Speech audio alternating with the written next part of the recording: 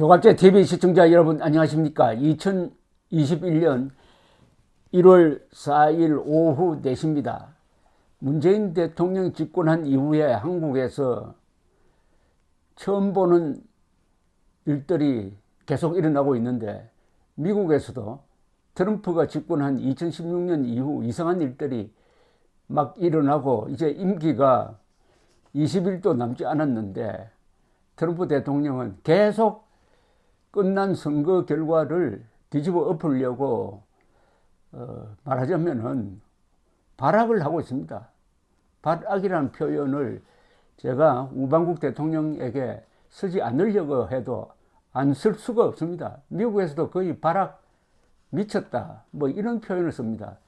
그런 이야기를 할 수밖에 없는 게, 가장 공정한 선거를 가장 부정한 선거라고 뒤집어 씌워 가지고 온갖 압력을 넣고, 더구나 전국으로 자기 지지자들을 선동을 해가지고 워싱턴으로 집결하라고 이렇게 외치는 자가 지금 백악관에 있는데, 더구나 군대를 동원해가지고 선거 결과를 뒤집자는 척건의 이야기에 귀를 기울인다는 것 아닙니까?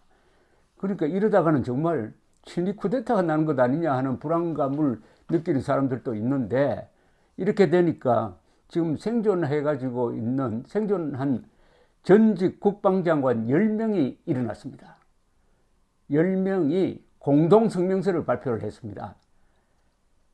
트럼프의 헌법 위반을 규탄하고 군대가 그런 트럼프에게 충성해서는 안 된다는 아주 강력한 메시지입니다. 이것도 미국 건국 역사상 처음입니다.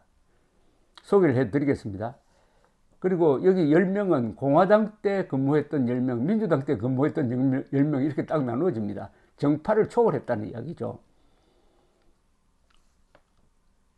제임스 매티스 국방장관, 트럼프 밑에 있었죠.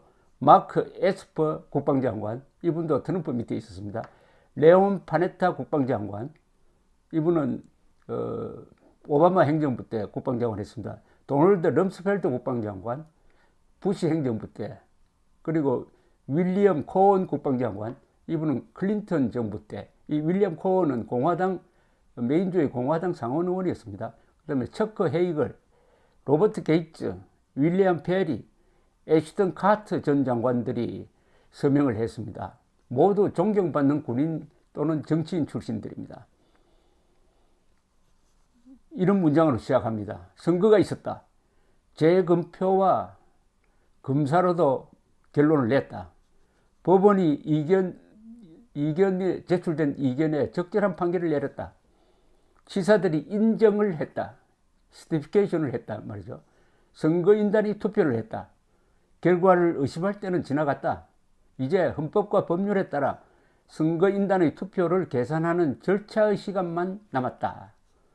즉 모든 과정이 끝나가지고 1월 6일 상하원 합동회의가 열리면은 마이크 펜스 부통령이 상원 의장 자격으로 이 회의를 주도하고 바이든을 공식 당선자로 선포하는 일만 남았다, 이런 이야기죠. 그런데 트럼프는 지금 공화당 안에 있는 자기 충성파들을 부추겨 가지고 이 상하원 합동회의에서 깽판을 치겠다고 합니다.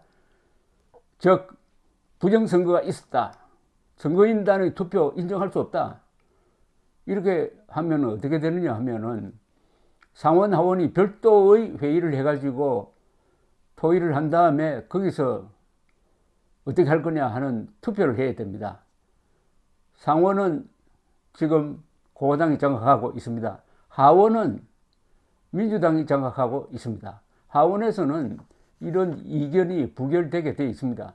상원은 어떻게 되느냐? 상원은 공화당 지도부는 말립니다. 밑에 사람들이 불복하는 것을 막으면서 이렇게 하면은 공화당이 아주 곤란하게 되고 공화당이 쪼개질지도 모른다, 이렇게 말려요. 그래도 계속 주장을 하면은 상원도 투표를 해야 됩니다. 그런데 이 선거인단의 투표를 뒤집으려면은 상원, 하원이 다 만장일치를 이루어야 됩니다. 하원도 상원도 문제가 있다라는 판단을 해야 되는데 그렇게 할 수가 없고 그렇게 될 리가 없죠. 하원이 우선 민주당이 장악하고 있으니까. 그러니까 불가능한 목표를 가지고 트럼프가 이렇게 일종의 가미가제 특공대 식으로 절망적 공격을 지금 하고 있는 겁니다. 거기에 대해서 10명의 국방장관들이, 이 점잖은 분들이 화가 났죠. 성명서는 정권 교체기가 안보상 가장 위험한 시기라면서 군대가 선거 불복에 동원되는 것을 경계해야 된다는 걸 강조하고 있습니다. 전직 장관들은 선거에 군대가 개입하는 것은 위험하고 불법적이며 위헌적인 영역으로 들어가는 것이다.